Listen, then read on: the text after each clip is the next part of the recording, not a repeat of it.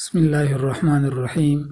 حضرت ابو سعید رضی اللہ عنہ بیان کرتے ہیں کہ رسول اللہ صلی اللہ علیہ وسلم نے فرمایا، لوگوں لذتوں کو ختم کرنے والی موت کو کثرت سے یاد کیا کرو۔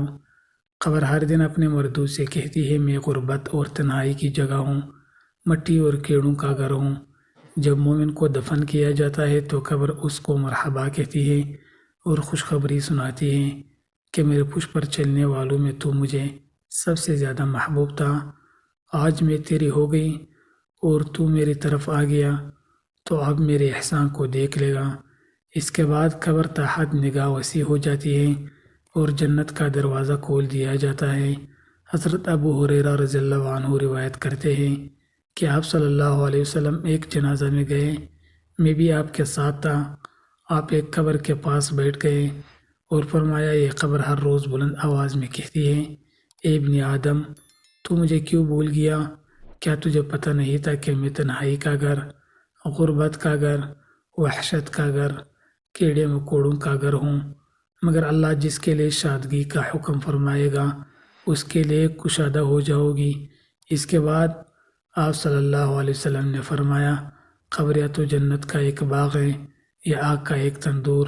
حضرت ابو حجاج شمالی رضی اللہ عنہ فرماتے ہیں کہ نبی صلی اللہ علیہ وسلم نے فرمایا، مردے کو جب قبر میں رکھا جاتا ہے تو قبر اس سے کہتی ہے، اے ابن آدم، تو ہلاک ہوا، تجھے کس چیز نے مجھ سے دھوکے میں رکھا کیا؟ تجھے معلوم نہ تھا کہ میں فتنہ تاریکی اور کیڑے مکوڑوں کا گھر ہوں؟ تجھے کس چیز نے مجھ سے بہکا کر دلیر کر دیا تھا اور تو میرے پشت پر اکڑ کر چلتا تھا؟ اگر وہ نیک ہوتا ہے تو اس کی طرف سے فرشتے جواب دیتے ہیں کہ یہ قبر تو ذرا دیکھ تو صحیح کہ اس کے عمل کیسے ہیں، یہ نیکی کرتا تھا اور گناہ سے دور رہتا تھا۔ یہ سن کر قبر کہتی ہے، بے شک یہ نیک تھا، اب میں اس کے لیے سرسبز ہو جاتی ہوں۔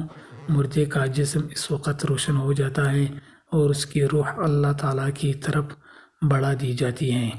دوستوں، اگر آپ کو آج ہماری ویڈیو اچھی لگی ہے تو چینل کو ضرور سبسکرائب کر دیجیے گا اور بیل آئیکن کو پریس کر لیں تاکہ ہمارے اس طرح کی ویڈیو وقتاً فوقتاً آپ کو ملتا رہیں، اور ویڈیو کو لازمی لائک اور شیئر کر دیجیے گا۔